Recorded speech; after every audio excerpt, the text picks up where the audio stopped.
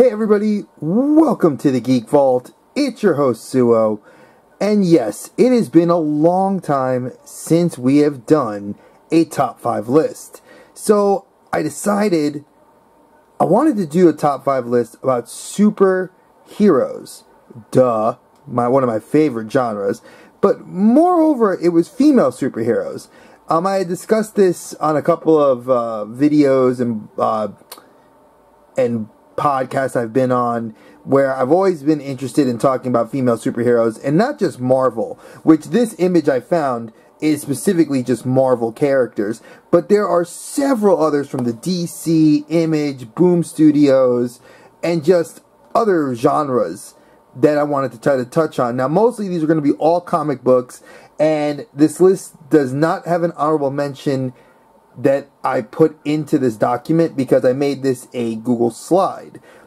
So I wanted you guys to kind of see this, have an idea of what I'm talking about, and we'll go from there and kind of give you just a brief history about the top 5 superheroes I feel make this list.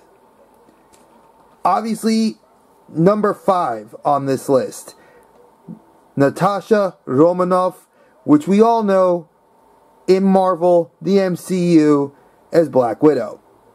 Currently, obviously, no spoiler alert now, she's been dead in the MCU since the end of Endgame. Or not the end of Endgame, since the middle part of Endgame. And her character had literally no superpowers, but is a master spy and is extremely adept at getting information, being manipulative, but always her character had this way of wanting to come back to being a good person, kind of righting her wrong list. The same way Hawkeye was trying to do so in the Hawkeye Disney Plus series, she was doing so in her personal movie. She was trying to get her ledger out of the red and into the black. And I thought that was kind of a cool way to redeem her character. Now, I did not know this because I never knew when they first appeared. So she appeared inside of Marvel Comics Tales of Suspense, issue number 52 in 1964. She made this list simply because I feel that anybody that has no superpowers but is still willing to give her life to defend Earth and just defend people is a good person. So that's why she made the list. Number 4, Zatanna Zatara from DC Comics. Yes, folks, she is a character who is born of magic and of an artist. Her father, Zatara, and her mother, Cindella. They were both a race of these magical creatures, or magical people, I should say. Cindella being a wizardess, and Zatara being a magician, but more like an artist, but still tied to magic. Somehow, mysteriously, and they never really covered this in the cartoon series that they did, where she was on Justice League Unlimited, and she did show up in Smallville in the live action, and she even showed up in the live action Arrowverse. So Zatanna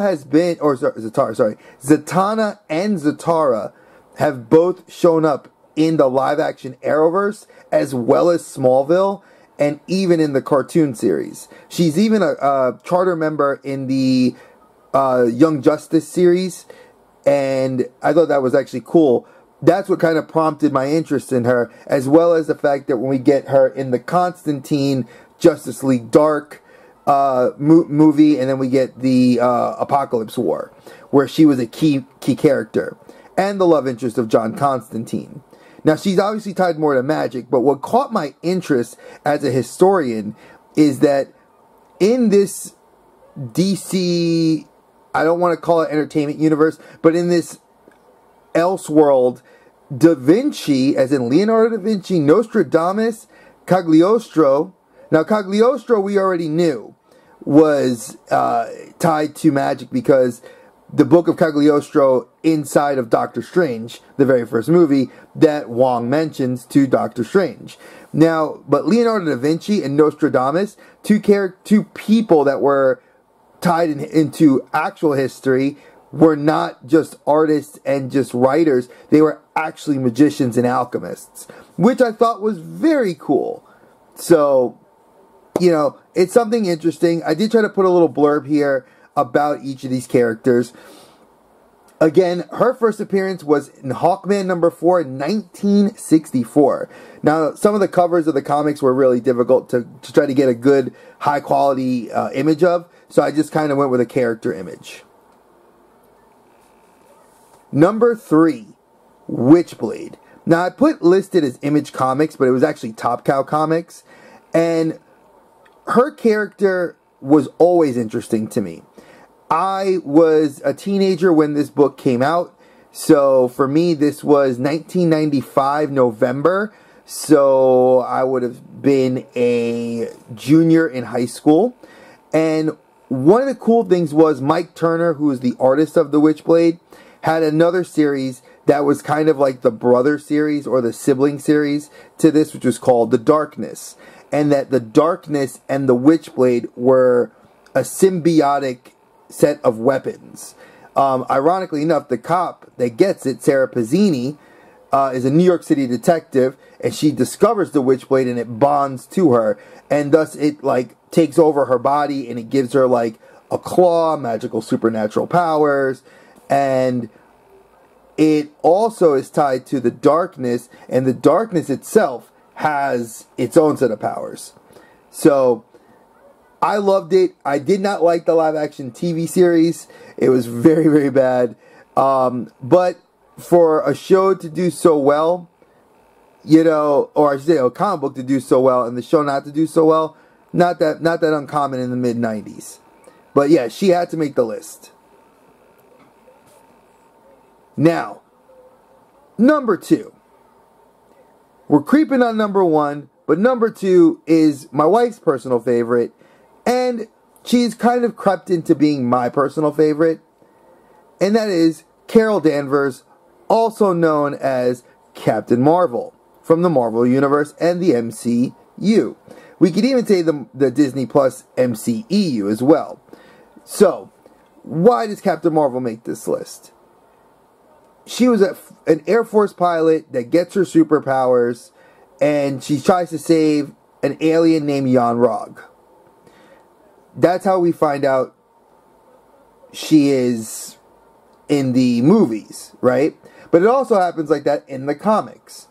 Now, the comic first appearance of her was Marvel Superheroes 13 in 1968. I never knew this. A lot of the stuff that I had gotten exposed to Captain Marvel was from my X-Men, when I was reading X-Men in the early days, where her powers were taken from her by Rogue. And I never knew that. And then I knew in 2012 there was a resurgence of her character making a comeback, and in the comic books, and she became a mainstay Avenger. She has been a character leading the forefront and probably one of the most powerful female super characters with intergalactic cosmic strength. You know, my wife took a very big liking to her when we saw the movie, and I took a liking to her just based on the comics. So this is somebody I think is awesome and had to make my list. Now, obviously number 1's coming up next, but I will mention my honorable mention, and I'm not going to stick a picture in here for this. The honorable mention one is Wonder Woman. She would be tied for first place. But I felt like I had to go with Marvel as a first place pick. Mostly because this character holds a special place in my heart. Not saying Wonder Woman doesn't. But DC has done a lot to hamper Wonder Woman in my mindset. Because I feel like Wonder Woman has been a mainstay triumvirate. She was one of the main 3 superheroes that founded the Justice League. She is a female character that's iconic. Yes, there are several people that love Wonder Woman. It was written by a male with his wife, and he had hard times trying to publish it. I mean, there's a whole full-fledged history behind Wonder Woman. But I think what kind of clinched it for me was her current role in the comics and her second bad movie. Now, granted, this one is an X-Men that's making my number 1 list. So let's go to the number 1, and I'll explain why the honorable mention has her honorable mention spot. This is Storm Oro Monroe. I always mispronounced her name. She's from Africa. We all knew this white-haired, dark-skinned woman from Kenya who was a thief on the streets, had been a mutant, and she was orphaned when her parents were killed. She was struggling on the streets. She was stealing, hustling, doing what she had to do to survive. Claustrophobic. And obviously her right to get up into the elite, eventually be found by Xavier and Cerebro to join the X-Men, amazing. Her movie path, I think, wasn't really better defined till we had X-Men Apocalypse, where we actually saw the non-Halle Berry Storm, and she did a really good job. And I loved the character. I love how eventually she turns on Apocalypse to become a good character. Now, why did I say that this ekes out Wonder Woman? Well, Storm is a member of the X-Men, the Fantastic Four, the Avengers, as well as Storm was married to T'Challa, Black Panther. On top of that, she's currently the queen of Arakko. Now, if you don't know the current X-Men storyline, Arakko is Mars, and she has been able, with her mutant abilities and several other mutant characters, have been able to terraform Mars to make it breathable for mutant kind. And what she showed in the current Avengers, or I should say, the Avengers, X-Men, and Eternals Judgment Day storyline was absolutely nothing short of amazing. So she gets her first appearance in 1975 in Giant Size X-Men #1. She's right on the cover. I think she is the perfect pick for being one of the best female superheroes. You know, I grew up with her. I have been a fan of the X-Men. Not always. I'm more, I would say, an on and again, off again fan. But overall, I felt like she deserved it. She's been through a lot and has proven herself. And I don't want to spoil what happened in Judgment Day, but it does lead Storm to be more powerful and have a lot more of a chip on her shoulder to what's going to be coming in the coming months and years. So I hope you guys enjoyed my top 5 list. I love doing these sorts of lists. I do them like this, where you're not going to see my face, but you hear my voice. And overall, I just kind of want to give a brief history of these characters and a reason why they made the list. So if you enjoyed this, hit that thumbs up button. If you're new to the channel, hit that subscribe button and make sure you ding that bell to let you know when I'm going to have a new video. And as always, my friends, stay geeky, y'all. Peace.